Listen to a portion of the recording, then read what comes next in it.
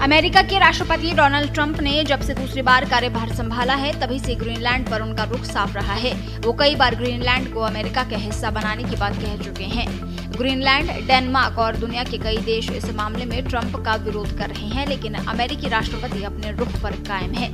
इस मामले में अब ट्रंप ने एक बड़ा बयान दिया है।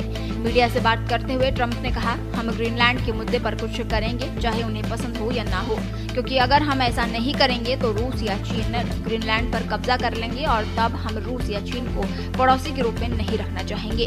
मैं आसान तरीके से समझौता करना चाहता हूं, लेकिन अगर ऐसा नहीं हो पाया तो हम मुश्किल तरीका अपनाने से पीछे नहीं हटेंगे। जब कोई चीज हमारी होती है तो हम उसकी रक्षा करते हैं।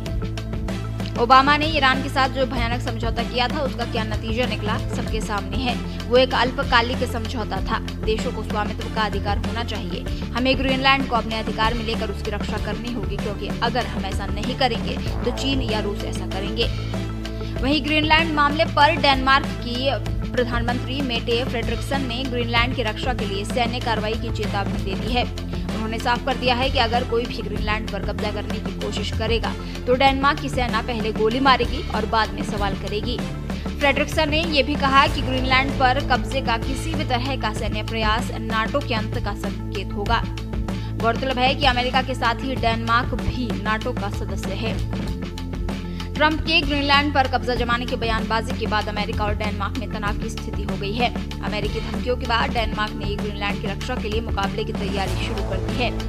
डेनमार्क के सांसद और डिफेंस कमेटी के चेयरपर्सन रास्मस जारलोब ने कहा कि अगर अमेरिका ग्रीनलैंड पर हमला करता है तो डेनमार्क को अपना बचाव करना होगा। जारलोब ने हालांकि स्वीकार किया कि डेनमार्क की सेना के लिए अमेरिका को रोकना मुश्किल होगा, लेकिन डेनमार्क हमले का जवाब देगा।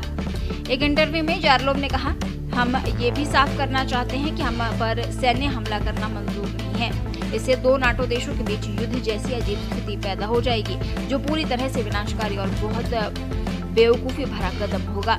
जारलोब ने यह भी बताया कि ट्रंप के लिए ग्रीनलैंड पर हमला करने के लिए कोई खतरा, दुश्मनी या ऐसी कोई वजह नहीं है। उन्होंने कहा कि अमेरिका के पास पहले से ही ग्रीनलैंड तक पहुंच है और दोनों देशों के बीच एक रक्षा समझौता है जो उन्हें खनन करने की इजाजत देता है।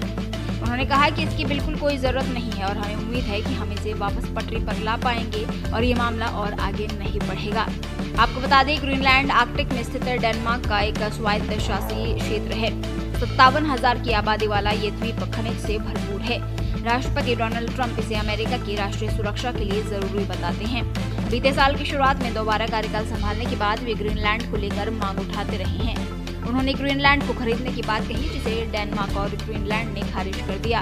हाल ही में वेनेजुएला पर हमले के बाद ट्रंप और उनके प्रशासन ने इसे लेकर बयानबाजी तेज कर दी और सैन्य इस्तेमाल की बात भी होने लगी है। जारलोब ने कहा कि ग्रीनलैंड बिक्री के लिए नहीं है और ये देश के लिए कीमत का मामला नहीं है। हम 57,000 डेनिश नागरिकों को अमेरिकी बनने के लिए बेच नहीं सकते।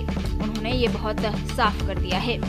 इस बीच डेनमार्क की प्रधानमंत्री मेटे फ्रेडरिक्सन ने चेतावनी दी है कि ग्रीनलैंड पर अमेरिका हमला नाटो के अंत का कारण बन सकता है।